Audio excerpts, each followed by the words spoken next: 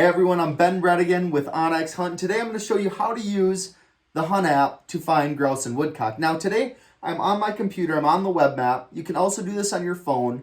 I prefer using the web map just because I have a bigger screen, it's a little bit easier, and then when I'm out in the field I will have my phone hunting. So we're going to dive right in here and show you how to use the app to make you a more successful grouse and woodcock hunter. So I am actually in Wisconsin right now. And this can be translated across the whole country, whether you're in Minnesota, Wisconsin, Michigan, the Northeast. A little bit different covers, but you can use the same principles to help you find birds. So layers are the most important thing.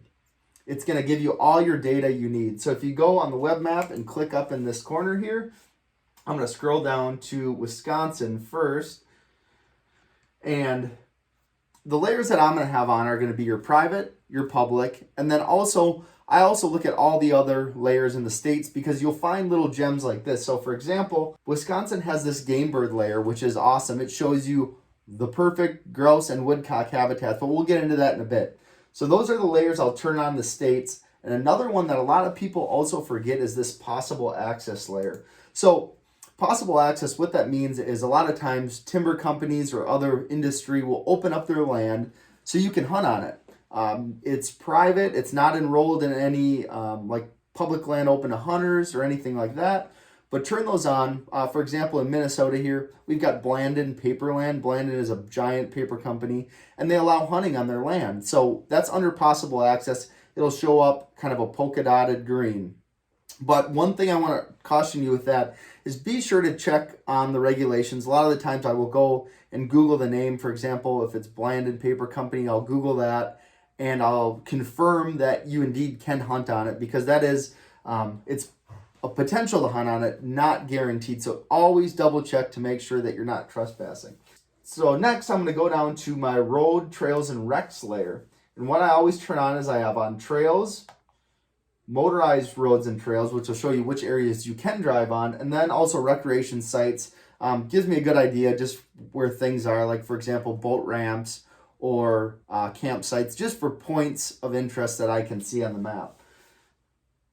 So now we are going to go and try to find some cover. So if you're new to grouse or woodcock hunting and you don't even know what part of the state to start, what I suggest doing is go on your local DNR, your local agency's website, and search grouse distribution.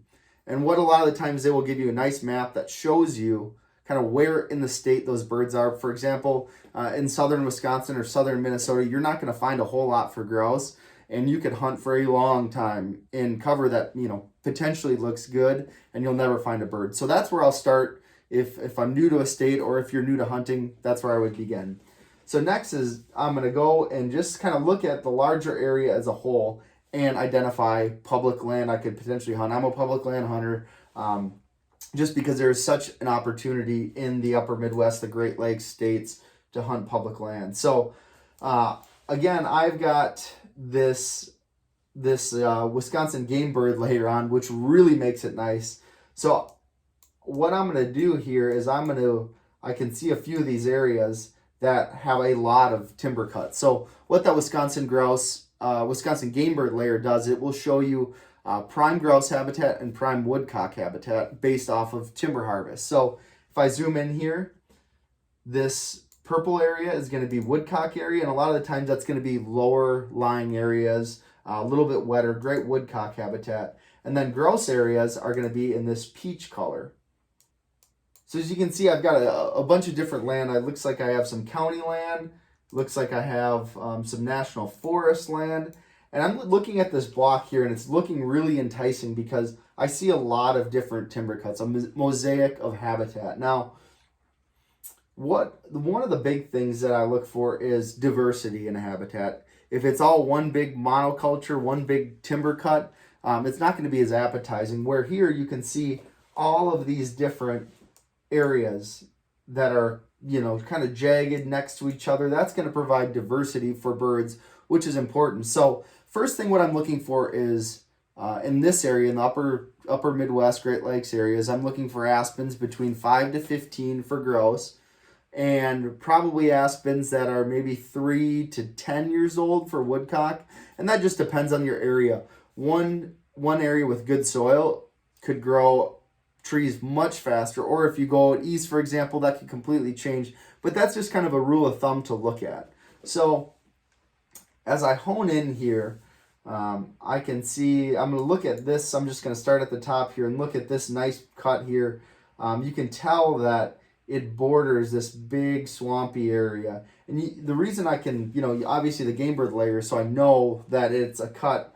But if you look and try to identify cuts compared to like older growth forests, you can see it's got almost a smooth look to it. Where you look at some larger trees, you can see, or larger, areas with larger growth, you can see the canopies of each tree. Where this one is much more smooth. And it can be hard sometimes to delineate between the smoothness of, say, a marsh versus a timber harvest. And one of the ways I tell is a lot of the times I can see trails going through the grass where it's getting knocked down, where up in the cut area it's harder to see. But this is really enticing because it does have a lot of water sources, which are really great. They hold a lot of birds. You can tell there is a diversity in the cover. We've got what I'm guessing is some sort of tamarack looking swamp. I've got some areas that look like they were select cut, and then I've got some areas that look like they were clear cut, which is fantastic. Now, say you're in a state that doesn't have as great a timber harvest data. What you can go do is use this trees, crops, and cover layer. And what we have is this young aspen forest. And this is great. It'll tell you on private and public land what areas are going to be good for, potentially grow. So I'm going to zoom out a little here. And you can see that this is all done through LiDAR. So it's not necessarily 100% accurate, but it's pretty dang good. So you can see that a lot of this delineated by this purple is going to be aspen. So the next thing I'll do is say, okay, this looks great. I'm going to try to find access and make sure I can remember where access is. So I will go in and drop a waypoint where I get in off the main road. And I always label my waypoints. So I'm going to drop this as access. And then I'm going to drop waypoints in pieces of cover that look good. So for example, here, I would probably park really, get off the road a little bit so your dog doesn't get hit by a car or something like that. So I'm going to go and I'd probably say I'm going to park right here because it looks like this is some young aspens right here. It might be a little bit older than these cuts. So I'm going to put a parking symbol right there. And I'm also going to label it yellow so you know that you haven't been here before. So when I label waypoints, yellow means I've scouted it online. I've never been there. Blue means I've hunted it. I've found birds. It looks good. Purple means I've been there. Maybe I didn't shoot birds, but I confirm there's birds there. Or I drove by and it looked really good. And I'll use purple. And when I'm scouting and I find a spot that I know is going to hold birds, it looks really, really good, I'll use white for white hot is kind of how I remember it. So you can come up with your own color scheme. That's just mine. So I'm going to label this one yellow because I've never been there before. And now I'm going to put a few pins in areas so I kind of know where to go. So what I'd probably do is I'd honestly walk this logging road down here, get off. It looks like probably on this edge. So I'm going to put a waypoint. I want to put a waypoint here because that's kind of where I want to get off that trail. And then I'll know, okay, you should border this swamp. And this is just a labyrinth. This cut goes on forever. So what I would probably do is I would border this swamp right here. And if I'm running into birds, I'm just going to keep going. And what I do is go all the way around it. You can tell this cut right here is a little bit different from, say, this one. It must be a little bit older. You can see the trees are a little bit bigger. So what I do is I'd probably make my way all around this if I'm finding birds. Now, if I'm not finding birds in that on that edge cover, what I'd probably do is get down to, say, here and make a decision. So what I'll do is I'll put another waypoint, and I make sure to use your icons because it'll just help you understand why you put that waypoint on the map. If you use all the red X's, it's like, do I park here? Do I turn here? Is this where I access? Did I find birds here? So be sure to use the different icons. So what I would do is go down and look for an appropriate icon. So I'm going to put down this junction. So this means, all right, you got to make a decision. If you're finding birds, keep on that path. If you're not, then you're going to have to look into something different. So what I would probably do from there is I would probably skirt this, follow this road up into this cover right here. And I would actually take this road just because this looks like some older growth, and then maybe bail into here. So what I'm going to also do is leave a waypoint here so I know to turn in that location.